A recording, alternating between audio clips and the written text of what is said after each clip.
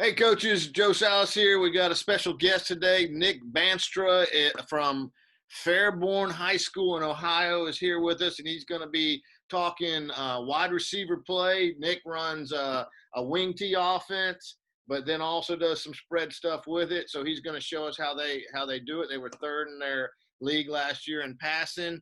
And Nick also has a really good YouTube channel, and we're going to start off talking about that because I went to it today. And Nick's been pumping out like 6-7 videos a week, and really some high level stuff. Interviews a lot of great coaches, shows a lot of great X and O stuff. So Nick, tell us about you and tell us about your channel, and then we'll jump into the X's and O's. Oh, Coach, thank you. I appreciate you having me on. I appreciate taking the time. I'm in my 10th year coaching. I'm currently, as you kind of said, the receivers coach and special teams coordinator at Fairborn High School. We are primarily a wing T offense, but we'll run some spread stuff, add some spread passing game. We've been fortunate with some of the talent we've had the past couple of years. And I'm kind of entering my third year here, and we're kind of looking to make a big jump. Kind of with my YouTube channel real quick, we have over, 230 videos, 240 now. And you're not going to hear much of me on there. A lot of it is college and high school coaches for cross country. I got one NFL coach on there.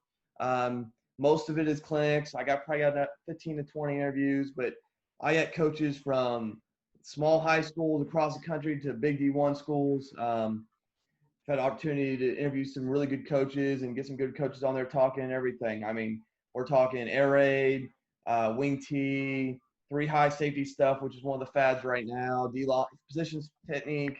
Kind of just hitting the gambit. And my goal with it was kind of just to try to supply people with content from across the country, mostly through coaches they haven't heard of before. That was kind of my focus. Is like, yeah, I'm gonna have people on here that are nationally known. Like, you're gonna talk for me later.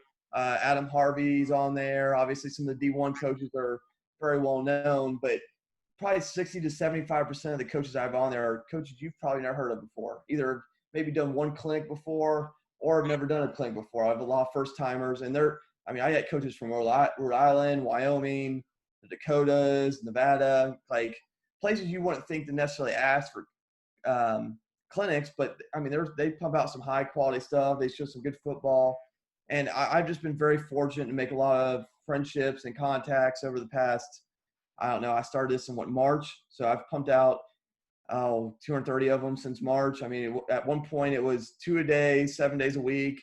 And it's kind of started steadily down with us returning and hopefully playing football this fall. I mean, we'll be doing about 1 or 2 a week. So if you're interested, all you got to do is kind of go into YouTube and type in Nicholas Bandstra or Coach Bandstra. And I'll have a slide for that here in a little bit. For you guys to see how the spelling of that is. But yeah, if you're interested, come check it out. I know Coach South does some good stuff. That's kind of why we're kind of looking to work with each other. I know he does some good air raid stuff. So I figured I'd come on here, talk a little wide receiver play in the wing T, something that doesn't get talked about a lot.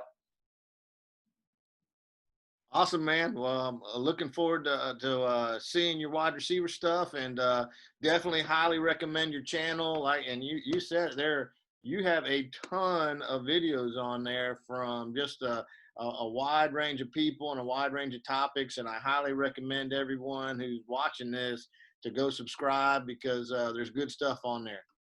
Coach, I appreciate that. Do you want me to go ahead and share my screen, Coach? Yeah, go ahead and share, and we'll get to it. Awesome. All right. So kind of, coaches, this isn't going to be super long. I kind of wanted to just kind of hit the basics of what we do. I'm not a long speaker in my classroom or just in clinic talk in general. I try to get to the point real quickly. But like I said, it's developing wide receivers in the wing T passing game. It's something, again, that I do not think that is talked about a lot. And I was talking to Coach Salas before we started, like a lot of times in your wing T offense, you can put like your younger coach or maybe your more experienced coach as the receivers coach. And in my personal opinion, I think that's a crucial mistake because a lot of times when we run the wing T, especially when we're trying to run jet belly for those teams that buck sweep, I mean, when they start putting 8, 9 guys in the box, you need an answer. You need to be able to develop your wide receivers in your wide receiver game. And whether it's one-man routes, whether it's concepts, whether it's full field stuff, you kind of need to know what you're doing. Like last year, we probably ran about 30% pistol on the season, pistol wing tee. We were able to do some stuff out of that. This year, we'll kind of do some little bit shotgun stuff. But, I mean, we're primarily an under center offense. I mean, we got a good fullback. I got a stud receiver returning, so I need to find ways to give him the ball. So how am I going to develop him so we can give him the ball? Real quick, kind of like I've already been over, as I said, real quick before we get started, there's my Twitter at Coach Bandstra, my email. There's my school email. If you want to write that down, send me an email, got any questions. Really the easier way is get a hold of me on Twitter. And then if you type in Nicholas Bandstra or Coach Bandstra on YouTube, there's the easiest way to find all those clinics. And then I'm not going to hit long on this. Coach Salas already kind of talked about it. I'm the receivers and special teams coordinator. I'm in my 10th year, third year at Fairborn. And we finished third in our league in passing last year. Had our quarterback not gotten hurt middle of week 9. I mean, we probably would have finished second in our league. I mean, that's what we were on pace for. We threw the ball about 18 times last year. I mean, we'll take what the defense gives us. Kind of first getting a receiver play. Kind of the obvious one. I'm not going to spend a lot of time on this. Stance and start. Pretty much, I don't even have to say anything to my receivers at this point. I mean, they know, okay, we're in wide receiver Indy. I'm going to go do stance and start. Okay, we're going to do 3 times each leg. That way they can focus on their left and right hand stance. My main focus on them, if I'm setting up something because I didn't get time to because we did special teams pre-practice or just kind of depending how it's going, they're going to focus on their first 3 steps. We got to be explosive off the ball. We got to get fast. I mean, my big thing with them is, yes, is a stance important? Yes. But my more important thing is the start. Can we get off the ball fast? Because if you're running like a snail, it does not do us any good. I talk 80-20 weight distribution a lot. And kind of how I tell them to focus on that is knee over toe. And then if you can lift your back leg and stay balanced, you have enough weight forward. If you're wobbly, you don't have enough weight forward. And then kind of the other key is I tell them, and I kind of learned this from watching a video on PJ Fleck, if you're false stepping a lot, that front foot's moving, and I get that a lot because I have a lot of young receivers right now who either haven't played receiver before or haven't played football before, or they're freshmen. Like, I have essentially 1 returning receiver and the rest are new guys. And so kind of one of the big things, I'm like, curl your big toe. You won't false step, okay? Either put more – I mean, we start with 80-20. If you're still false stepping, curl the big toe. I'm not really going to show any video on this. I mean, everybody knows what stance and start looks like, and everybody does a little differently. Occasionally, we'll work on our releases a little bit out of this, but I usually focus that more on our next drill. Got hour. All right, well, I'll come back to that. All right, kind of the next thing we do is what I call WJR, walk, jog, run. This is mostly for our shorter routes. I don't do this too much as we get deeper in the season, but early on is kind of my focus is, okay, when I'm teaching routes, especially like the group I have now, that was very young, very inexperienced, we're going to spend a lot of time walking our routes, jogging our routes, and then running them. I try to hit 1 time each. Like I said, they're for short routes. I'm not trying to kill legs. I'm not going to spend time walking a corner or come back. Okay, it's too time consuming. And then once you run it 3 times each direction, I mean, for how few receivers I got, it's just not, from a time efficiency standpoint, it's not ideal. The main thing we kind of focus on is our steps, and kind of I'll go back and show you film here in a second, but the focus is steps, like, and you'll see it, and this stuff from early on in camp, like their steps are not great. You'll see a lot of them their steps are too short. It's like, what you should start seeing is most of them on the same level. And like I said, and I kind of just do 3 routes up here as an example: a hitch, an out, and a slant. I mean, kind of whatever you want for your short game, you can rep with this. I just kind of just pick 3 that will run that are in there. Kind of what that looks like is right here. But we'll get them. And like I said, I don't have a lot of receivers. I mean, our athletes are going to play fullback or wing, like our dudes. Like, if I have a dude that isn't really a jet sweep guy, he'll probably come play receiver if he's a dude. But I'm outside of my one dude, like they're okay athletes. And then kind of what you'll see here is, and like I said, I'll break this down a little bit. This is early in camp. This is not great film by any means. I'm not going to say it is. One of the main things I kind of harp on here is, okay, this is the direction we're going. What foot should be up? And from my experience, high school kids don't understand. They just want to put a foot up. And like, we are an inside foot up team. That's how we teach things. We typically step counter routes. I give them a little bit of leeway with that because some kids have longer strides than others. Like my star receiver right here, he's got a longer stride at 6'2" with those long legs than my 5'2" receiver that just came here from Texas. He just does. Okay. He's got longer length. He can move. He's explosive. All right. So the steps are going to be a little different on some of the deeper routes. Short routes, they're virtually all the same. And kind of what you see is, again, here's kind of the problem. My star receiver wasn't feeling it today, so he didn't want to go as hard as he could. But, like, most of these other guys are on the same level, okay? We need to focus on our stride, okay? And I talk to him later about this, but like I said, again, when we're jogging, it can't be just and then we got to move, all right? We'll line back up, okay? There's a jog. Now we're going to run it, okay? And now kind of see – now my receivers picked it up, but here comes one of my juniors who doesn't really have much experience here. He's way shallow of where he needs to be. I talked to him a lot about this. Like, you need to know, okay, we need to be a certain depth. We need to get – I mean, a 3-step slant should get me roughly 4 to 5 yards, okay? We can't be breaking at 3, all right? And the other thing I try to focus on as kind of we go through these is like, okay, are you planting off your foot? Are you, and another thing we talk about, and we'll get to the drill here in a little bit, is are you trying to stem off your release? Like, we get a lot of free access because we're wing T. Like, they're going to put 8 in the box, and we're going to have man coverage to cover 3, okay? Are you working at releases at different angles, okay? And that's something I truly try to harp on more this year. And then kind of we progress through that, all right? And then we'll work our hitches. And this is kind of the bane of my existence at this point with this group because a lot of them don't want to drop their hips well. We'll get into drills to work for that. Okay, arm movement's not very good. Like I said, this is early on in camp. But yeah, we'll work through that. We'll run through those. Okay, all the same direction. Okay, then we'll run our speed outs. Kind of run through those in direction. All right, and then run them all the opposite direction, and kind of go through there. And I usually hit depending on what we're working today. Like if I know I look at our practice script and we're not running any slant routes, I'm not going to spend time at beginning practice running slants. Like this group, we ran all 3 of these routes that day. Again, when I did it with our freshman group later in practice, because we flipped kids.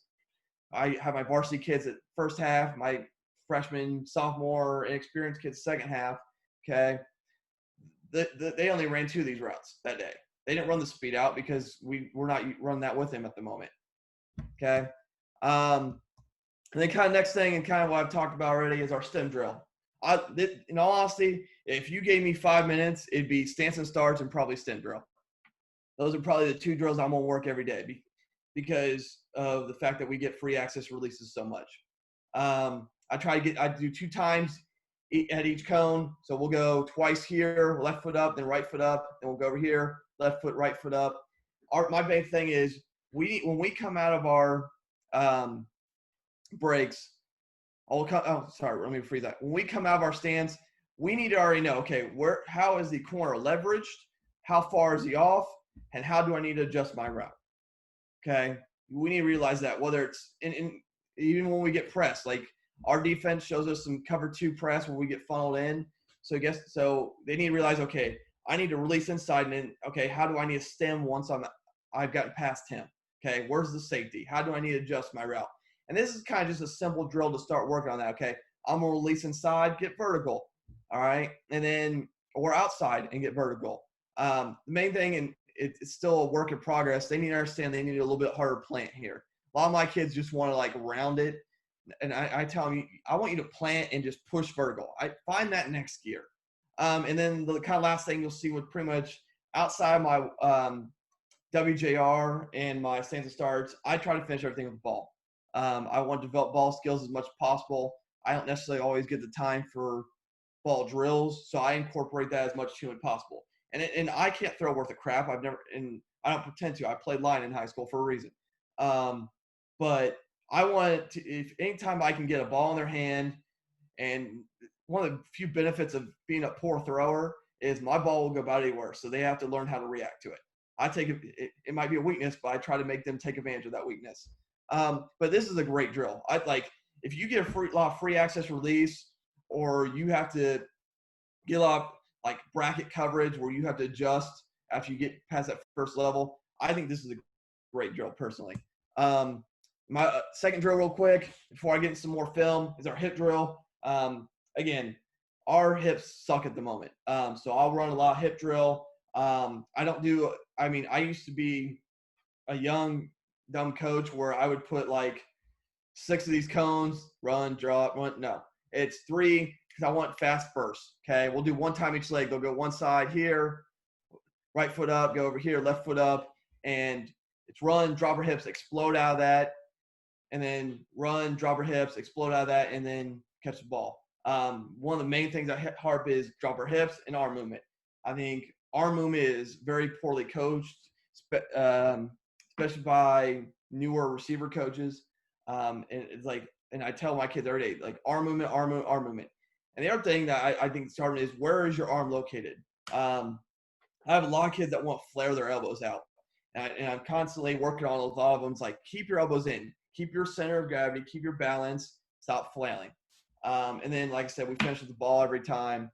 Kind of what these look like. And again, it's bad. It's early camp film. But here's first our stem drill. We don't get really good enough plan as we get vertical. And again, and one of the other problems I'm working on and trying to develop our receivers, like I said, this is early camp stuff, is as we get vertical, stay tight to these cones, okay? Do not go all the way out here. It shows a lack of discipline, which is one thing we want to harp on more. The more disciplined we can be on the field, the better we can be. The other thing is be deliberate. We need to be deliberate in our route running. You can't just go out there and, I'm going to kind of just pigtail it here, speed cut it. No, you got to be deliberate.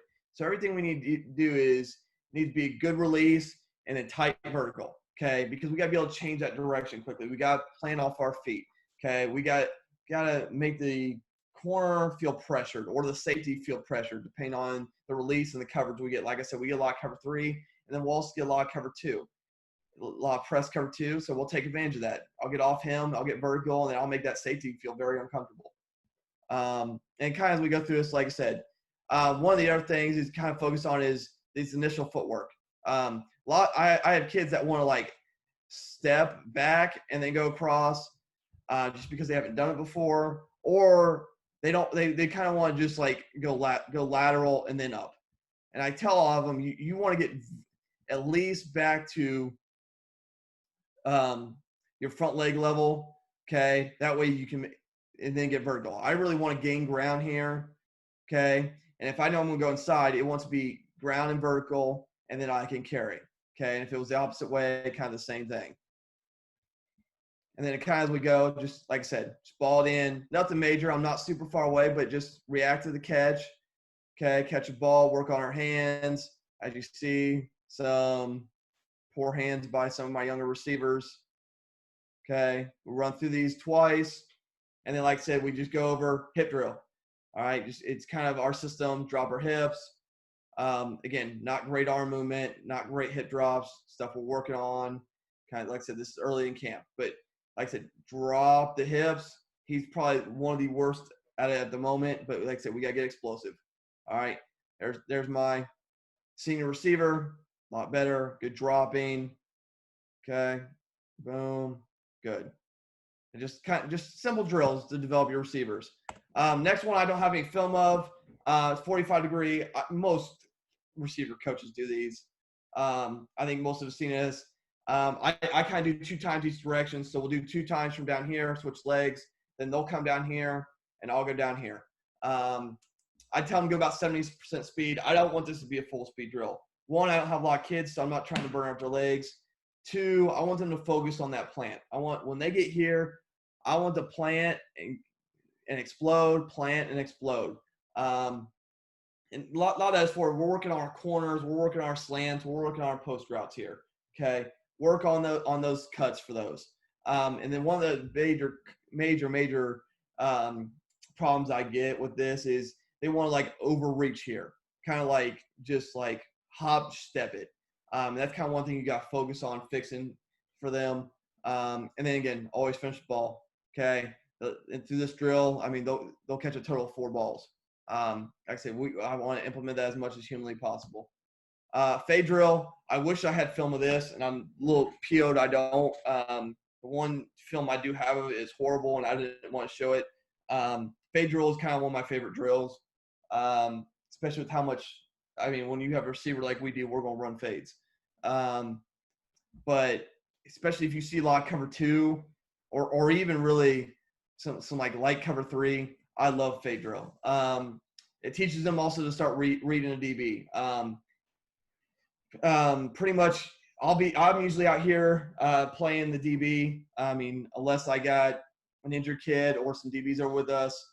If not, I'll have another coach, or that's why it says /I. If I get an injured kid, I'll have him throw the ball. But pretty much, I mean, I'll be anywhere from about 3 to 7 yards off. I'll kind of give them different looks. Occasionally I'll come up and press. If it's press, they ought, unless I'm aligned outside, it's an immediate outside release. Okay. If I'm lined inside, if I'm aligned outside, we're going to release inward first and then get vertical. If that's press. For off, we're going to press the middle of the corner now. We're going to make him feel uncomfortable when we get vertical as fast as possible. And then we're going to react off him. If the corner has drifted a lot outside, maybe trying to cut off that outside release by your receiver, we're going to attack him, get pretty close as possible. We're going to sidestep like we're going to go outside, and we're going to cut back in and then fade. Okay. And then obviously if he stays pat or goes inside, which I don't foresee him really going ever inside, you're going the same thing, just go opposite direction. Attack him as much, plant, and then get outside. Kind of one of the other main coaching points, and the reason I don't always put a cone there, but I do early on, is where's your landmark on your fade? And it's another thing, like when I was a younger receivers coach, I didn't understand. Where's your landmark? Okay. For us, it's a certain distance from the sideline. So we need you to get there.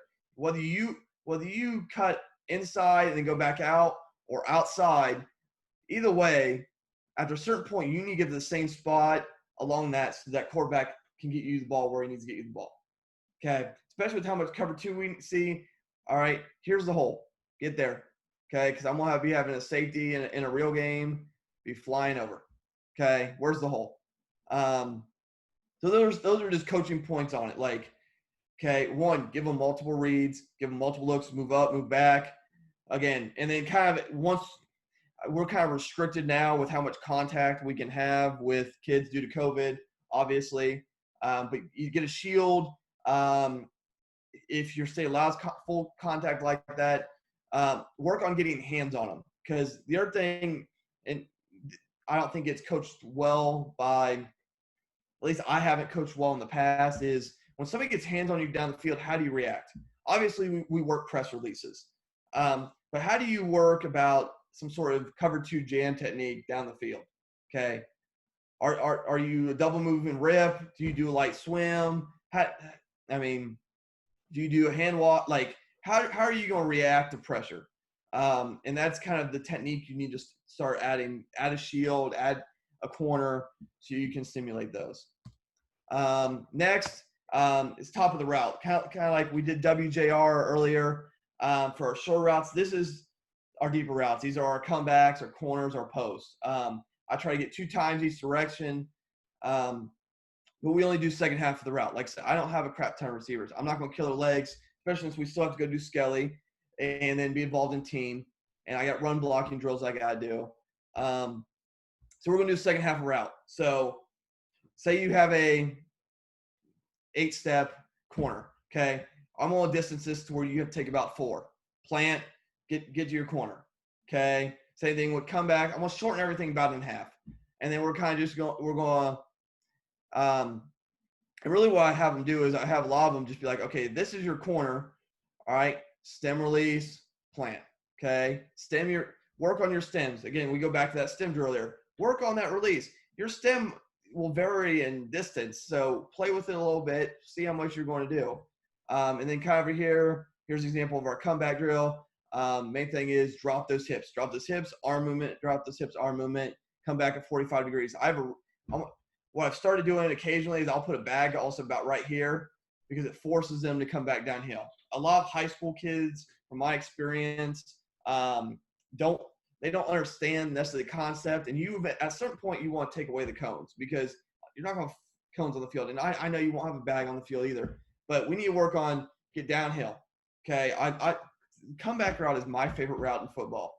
That and a corner route. They're the two, in my personal opinion, the two hardest individual routes to defend by DB. I coached DB for 3 to 4 years. Is the two of the hardest things. Okay, so if you can take advantage of it and attack them, you got to get very good at these drills and at these routes. A comeback is not a route you can just go run. Like it takes a lot of timing, it takes a lot of work, it takes a lot of precision, it takes good route running. You got to understand if somebody starts pressing you, how to adjust your route. So again, this is why we do top of our route stuff. And again, I always finish with the ball. I could be here.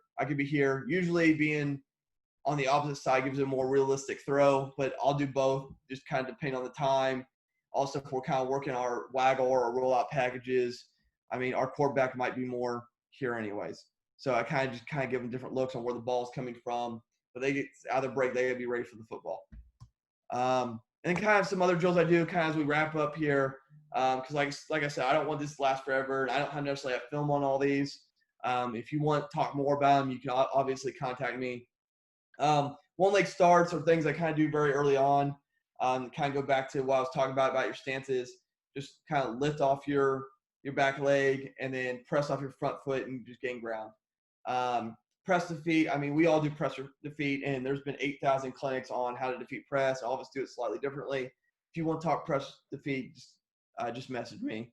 I wasn't going to spend much time. One, we don't see a crap ton of it unless we get side of 20 or short yardage, and the fact that it's been done forever. Ball drills, I have a gajillion of them. Some of them I weren't able to get filmed, like our tennis ball drills. I love tennis ball drills. Make some focus on, especially partner stuff. I got seated ball drills, them laying on the ground, them moving, interference, the turn. Like there's a billion of them. I mean, you can get as creative as you want with it. Overhead, explosion drills. It's kind of what you're looking for. I mean, we usually just set receiver, cone, and then I'm usually here with the ball, but it's usually sprint, circle around, explode, circle around, explode. Okay, that's one of the explosion drills we do. There's a billion of them. Box drill, everybody does a little differently. You can do all plant drop steps. There's the rounded cut one, speed cut ones. There's the plant steps. You can kind of get crazy with what you want with it. There's also blocking drills. If you need some blocking drills, I got some. I actually got some of those filmed today. I just didn't want to include in there because it wasn't really the topic we're in. But our head coach goes by the motto is if you can't block, I don't care how good of an athlete you're not going to play receiver. And even some of our wings know that. Like if you're not going to block, you're not going to get the ball. Block. I mean, it's a self-sacrifice thing, and it's kind of focused on helping your teammates out. And yep, that's it. Kind of just again, I'll put my contact information up again real quick. I want to thank Coach Salas again. I appreciate it. I appreciate him having me on. I look forward to having him on my channel. Me and Coach got a couple mutual friends that and kind of got to know each other. And I know wing T isn't necessarily a lot of his audience's wheelhouse, but again, kind of receiver drills. I mean, if you run, you might be able to take one or two of them in. A lot of them you probably already do. But I kind of want to just show what the kind of the main ones we're doing. And again, I appreciate Coach. I hope everybody stays safe in this weird time that we're in with COVID and everything else that's going on. And if you have any questions, please reach out to me. And otherwise, have a good rest of your day. And thank you for taking your time to listen. Hey, Nick, great job, man. Great details. I tell you what, I thought it was kind of strange that a wing T guy wanted to come on an air raid channel to talk wide receiver play, but now I know you did a great job, man. You got a great Great presentation and a lot of great details there. I think you're going to help some people. So I appreciate you doing it. Tell us your channel name one more time because I want everyone to subscribe. My channel is Nicholas Bandstra, Nicholas Bandstra, Bandstra. Like I said, it was just on the screen. Or you can type in Coach Bandstra. If you don't find my channel, you will definitely find one of the 230 plus videos, and you just click on my channel from there, and you can subscribe, like videos. If you got any comments, questions, let me know. I would also say real quick before we go, because I forgot to mention earlier, if you ever want to contact any of my speakers, all their information's in the bio. So it's easy. You don't have to come through me. You can just go straight to them. I usually have multiple ways to contact all the coaches. And then Coach Salas, thank you again, my friend. Hey man, I appreciate you doing this. And like I said, you did a great job. And I'm gonna be on your channel later in the week, I hope. I'm looking forward to it, Coach. Learn a little bit about some of this air raid that is mysterious up here in the Midwest. All right, buddy. Thanks a lot. I appreciate it.